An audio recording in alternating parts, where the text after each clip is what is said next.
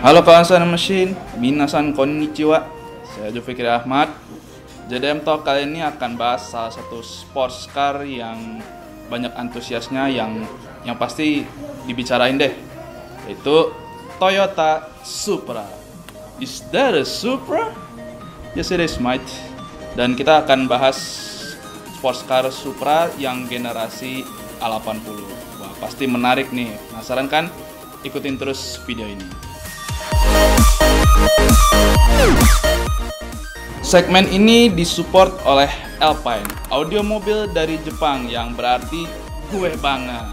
Nah, Supra A80 ini generasi kedua Toyota Supra. Loh, kok generasi kedua? Soalnya Toyota itu bener-bener pakai nama Supra itu dari model A70 ya. A70 itu yang bodinya kaku, yang lampunya juga retract. Dan waktu itu awalnya Toyota belum pakai nama Supra ya, terutama untuk pasar Jepang. Jadi di Jepang itu kan sebelum Supra itu kan namanya Celica XX ya, tahun 1978. Jadi Toyota tuh bener-bener pakai nama Supra itu dari A70. Karena itu tadi. Tapi kalau A80 dibilang generasi keempat atau M keempat ya nggak salah juga, karena kan untuk pasar ekspornya itu kan dia namanya Toyota Celica Supra. Supra A80 ini dirilis tahun 93, jadi mobil Jepang produksi ya, yang diproduksi mobil produksi Jepang pertama yang pakai transmisi manual 6 percepatan. Jadi kompetitornya waktu itu masih 5 speed ya, kemudian diikutin oleh Mitsubishi GTO. Jadi Supra itu udah pakai manual 6 speed itu bulan Mei 93, kalau GTO itu bulan Agustus 93. Jadi Supra itu mobil produksi Jepang pertama yang pakai transmisi manual 6 percepatan, dan itu buatan Getrag. Getrag itu ya setelah dipakai Supra nanti tahun 99 itu dipakai di Nissan Skyline GTR. Selain itu desain Supra termasuk yang menginspirasi ya. Bahkan GR Supra yang sekarang pun masih ada feel-nya A80 ya. Begitu pertama ngelihat masih ada rasa-rasa Supra A80. Lampu belakangnya ini bisa dibilang salah satu cikal bakal lampu aftermarket yang sempat jadi mega trend, yaitu Altezza style. Soalnya kan kayak batok sama reflektor itu kayak ya memang masih dalam satu wadah tapi kayak terpisah gitu ya. Altezza style kan lebih kurangnya begitu juga. Terus untuk interiornya saya bisa bilang Supra A80 ini yang paling driver oriented ya, karena konsol tengah, terus dari sisi pengemudi itu dia bener-bener ngadep ke driver ya, jadi begitu nyetir tuh kayak nyetir mobil formula. Terus Supra ini uniknya itu dia ada kesamaan basis dengan luxury coupe Toyota Swarer ya, karena dia pakai suspensi double wishbone. Cuman kalau Swarer itu tangki bensinnya di belakang jok, kalau Supra itu di bawah bagasi karena untuk ngejar distribusi bobot. Dan juga fokusnya tuh kalau Supra tuh selain di distribusi bobot sama panjang overhang depan sama belakang. Terus untuk nama variannya awalnya kan GZ, SZ sama RZ. Nah, cuman kalau tahun 96 ini jadi SZ, SZR, RZ sama RZS. Dan itu juga dipakai di GR Supra. Makanya kalau di Jepang itu GR Supra itu kan namanya SZ, SZR sama RZ itu asalnya dari Supra A80. Bahkan GR Yaris pun untuk tipe tertinggi namanya kan RZ tuh. Nah itu juga dari A80, Supra A80. Nah, Supra ini tersedia dua mesin ya, yaitu 2 JZGE inline 6 atau 6 silinder segaris. Dia tenaganya 220 PS, torsinya 284 Nm di 4800 rpm. Mesin 2 JZGE ini sama kayak Toyota Crown yang dijual di dealer resmi. Jadi jangan kaget kalau misalnya kalian nih melihat ada Supra di servis di bengkel resmi Toyota, karena ada kesamaan di mesinnya. Karena mesin Supra 2 JZG itu sama dengan Toyota Crown. Nah, satunya lagi nih. Nah, fans 2JZ pasti udah senyum-senyum nih. 2JZ GTE Inline 6 Twin Turbo bertenaga 280 PS dan torsi 431 Nm di 3600 RPM. Tapi untuk keluaran 97 sampai 2002 itu torsinya naik dari 431 jadi 451 Nm. Nah, kalau di Amerika itu tenaganya 324 PS ya, 2JZ GTE-nya, terus torsinya 427 Nm. Kalau di Eropa itu 330 PS dan torsinya 441 Nm. Loh, kok bisa beda ya? Nah, satu hal pasti adalah kalau di Jepang itu karena gentleman agreement, yang artinya mau bener horsepower-nya segitu atau lebih, tetap manufaktur harus maksimum klaimnya itu 280 PS ya. Mau itu di press release, mau di apapun itu, pokoknya maksimum klaimnya itu 280 PS. Terlepas dari bener segitu atau mungkin sebetulnya lebih, cuman ya dalam tanda kutip dipaksa berbohong gitu kan. Tapi kalau Supra ini kayaknya enggak sih. Soalnya saya baca di salah satu sumber itu Supra pasar ekspor turbonya stainless steel, sementara di Jepang itu seramik.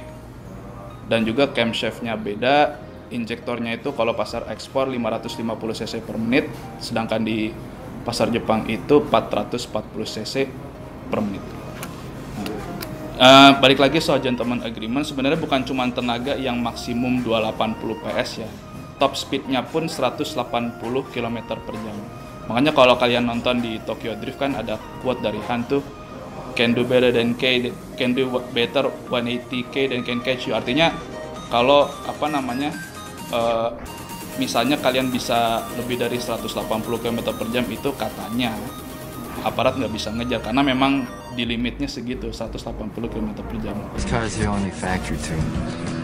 Can do better than 180K, they can't catch you. They don't even try. Tapi tetaplah jangan ngebut-ngebut.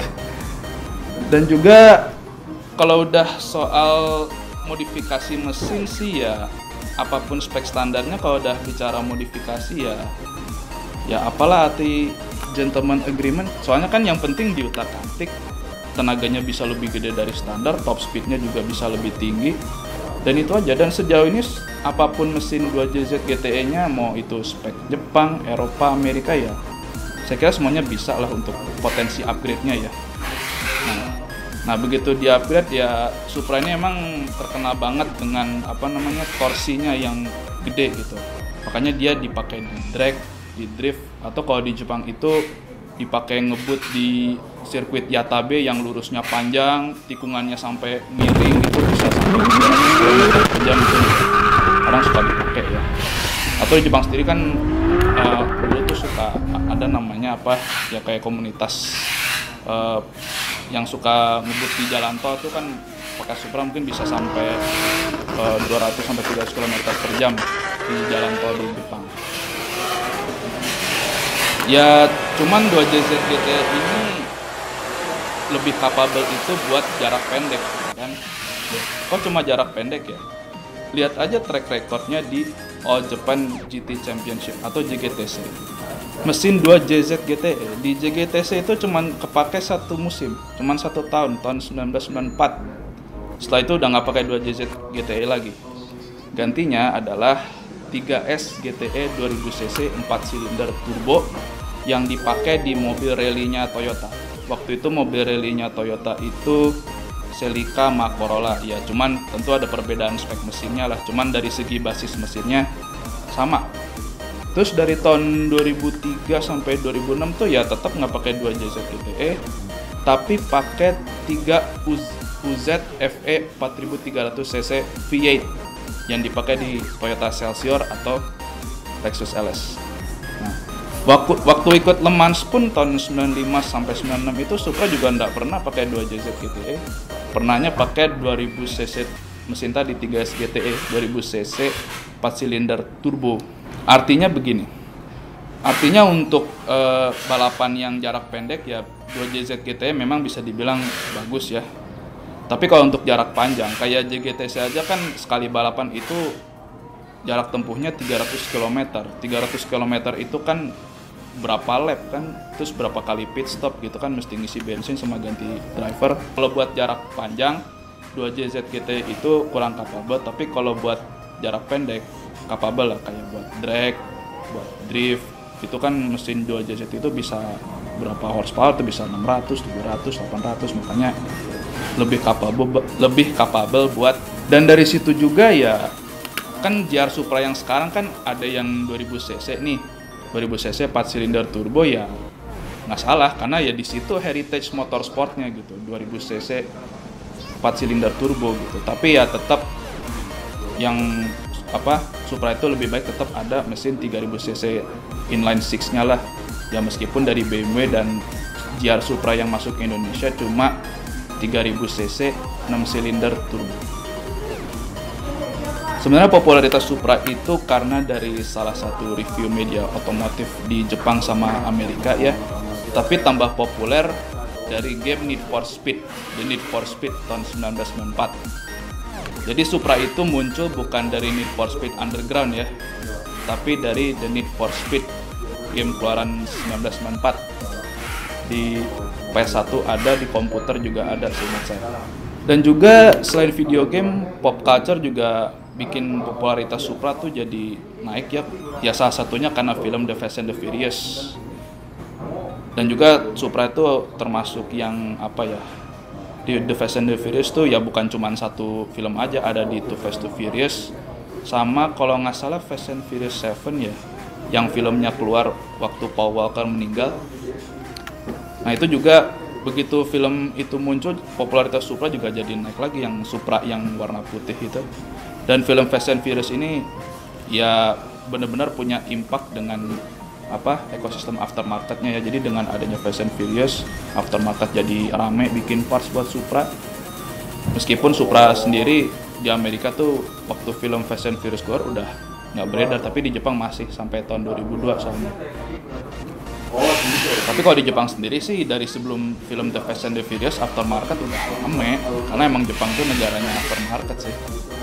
Ya karena ada gentleman agreement itu yang bikin industri aftermarket jadi kuat gitu. Jadi orang mendorong gimana supaya performanya lebih baik dari standar. Kalau di pop culture Jepang sendiri, menariknya Supra ini ada di manga atau anime Initial D sama di Wangan Midnight. Kalau Initial D kalian tahu lah, itu kan yang balapan di jalan pegunungan ya. Kalau Wangan Midnight itu di jalan tol. Memang di Indonesia popularitasnya ya nggak lebih kedengeran kayak Initial D lah. Cuman kalau kalian pernah main game Maximum Tune di Time Zone, di Amazon, di Kid City, nah itu yang Maximum Tune itu pakai franchise-nya Wangan Midnight. Ya kalau kalian mungkin tahu Devil Z, Blackbird, ya itu ya Wangan Midnight itu. Cuma popularitas di animenya nggak sehebat Initial D, karena Initial D kan animenya tuh sampai berapa stage ya, first stage, second stage itu anime musim seasonnya, terus ada yang di Initial D tuh kan ada first stage, second stage, third stage itu yang movie ya, fourth stage sama fifth stage, itu aja udah sampai banyak itu sequelnya.